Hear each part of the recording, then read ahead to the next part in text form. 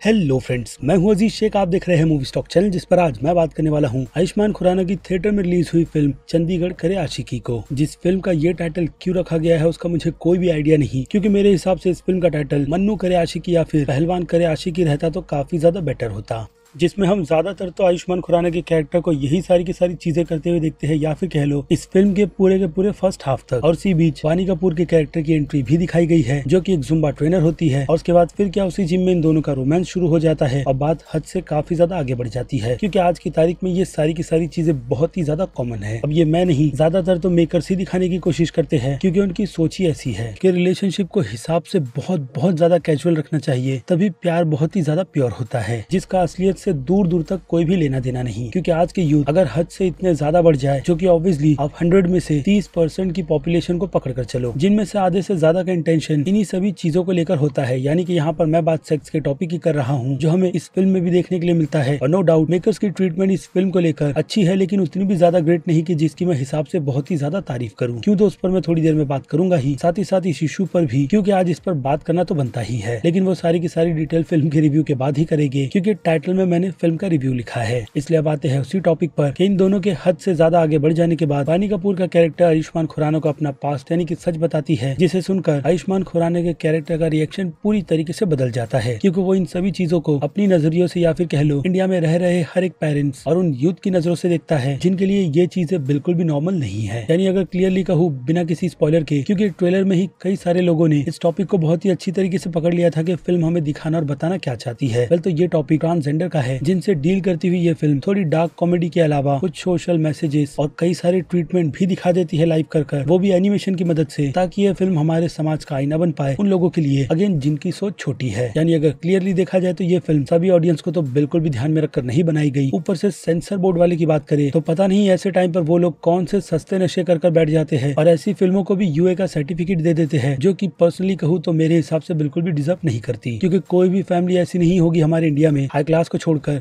जो इस फिल्म को एक साथ बैठकर थिएटर में जाकर देखे। लेकिन फिर भी अब फिल्म यूए बन गई है। लेकिन मेरी सजेशन तो आपके लिए यही रहेगी कि आप इस फिल्म को अपनी फैमिली के साथ बैठकर बिल्कुल भी मत देखिएगा, खास करके बच्चों को लेकर, क्योंकि इस तरीके का मैसेज या फिर कह लो सोच बचपन से ही बच्चों के दिमाग में डालना बिल्कुल भी ठीक नहीं होगा। रीजन है उन पर चल रहे कई सारे प्रेशर, जिससे निकलते हुए अगर वो आगे बढ़ते हैं तभी जाकर उन्हें लाइफ में सोचने का मतलब मिलता है, यानी कि एक पर्पस कि अब उन्हें लाइफ के गोल में आगे करना क्या है। क्योंकि इस समय तक या फिर कह लो कि छोटी एज में बच्चे खेल कूद और पढ़ाई में ही अपना ज्यादातर तो ध्यान रखते हैं, और अगर बाकी का टाइम मिला जो फैमिली के साथ वो लोग स्पेंड करते हैं, तो उस टाइम पर कभी वो लोग बैठकर कार्टून्स या फिर अच्छी एंटरटेनमेंट की फिल्में देखते हैं, बट इस तरीके की फिल्म बिल्कुल भी नहीं, जिसे कई सारे क्रिटिक सपोर्ट करेंगे, क्योंकि उनके हिसाब से ये फिल्म एक सोशल मैसेज देती है, जो कि नो डाउट है। लेकिन मुझे लगता है ऐसा मैसेज पेरेंट्स के लिए ठीक रहेगा, ना कि ज्यादा यूथ के लिए, जिसका रीजन मैंने अभी आपको थोड़ी देर पहले एक्सप्लेन किया है। बाकी मर्जी आपकी है, क्योंकि फिल्म में जो कोई भी चीजें दिखाई जा रही है वो फिल्मों के हिसाब से एंटरटेनिंग लगती है। अगर उनका प्रैक्टिकल असल लाइफ में किया जाए तो चीजें पूरी तरीके से बदल जाती है, जिसका आपको भी बहुत ही अच्छी तरीके से अंदाजा होगा। यानी कि अब सवाल निकल कर यही आता है कि क्या 2 घंटे का समय इस फिल्म पर देना ठीक भी रहेगा या नहीं। हालांकि थिएटर में कोई पब्लिक थी भी नहीं, यानी कि फिल्म की अवेयरनेस और पब्लिसिटी उतनी भी ज्यादा अच्छी नहीं की गई, जिस कारण से इस फिल्म के सितारे थोड़े गर्दिश में नजर आते हैं। बट फिलहाल तो मेरा वीडियो नहीं, जिससे अब आगे बढ़ने के लिए बनती है मेरी छोटी सी रिक्वेस्ट, जो की है चैनल को सब्सक्राइब, वीडियो को लाइक और शेयर करने की है।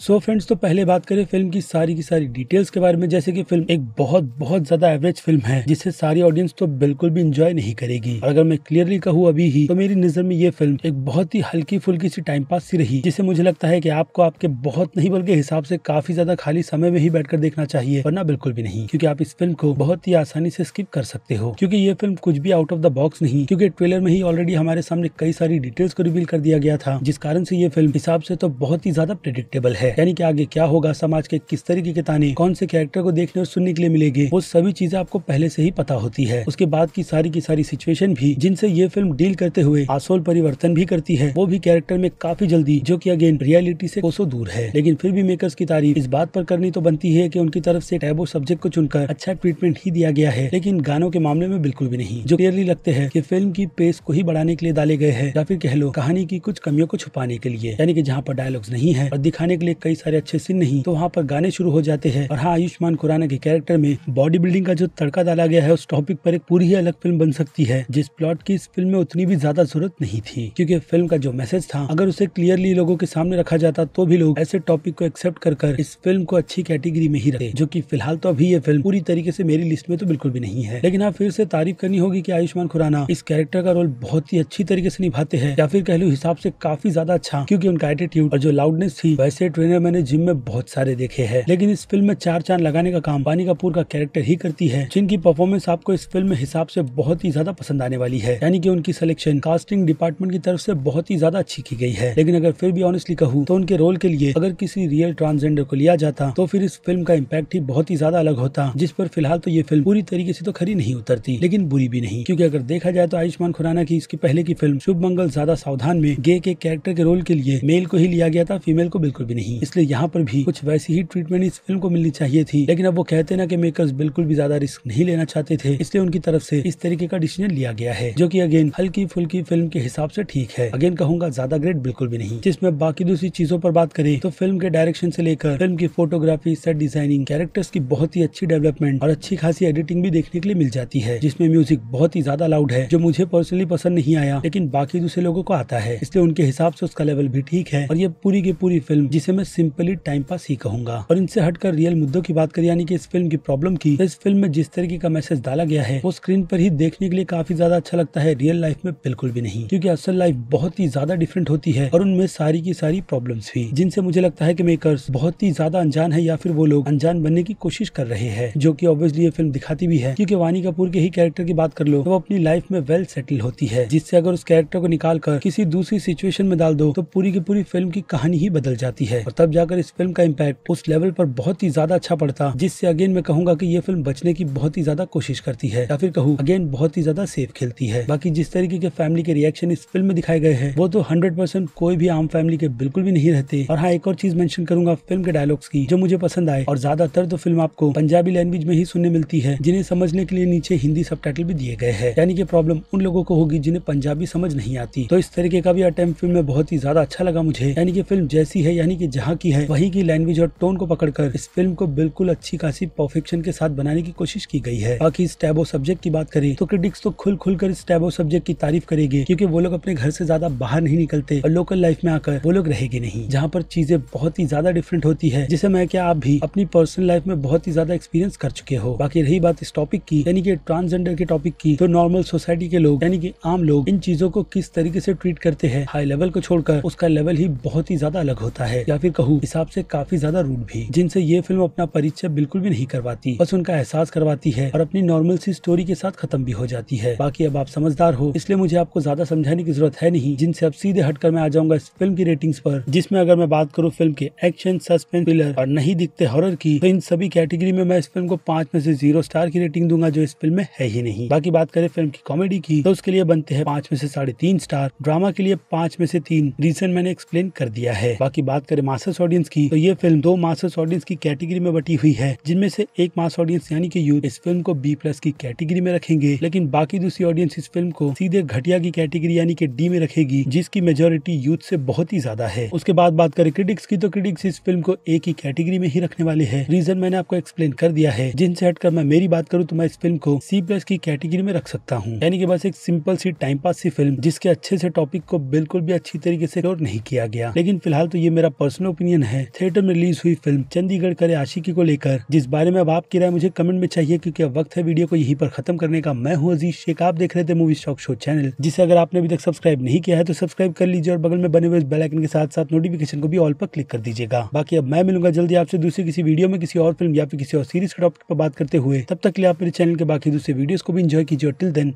बाय।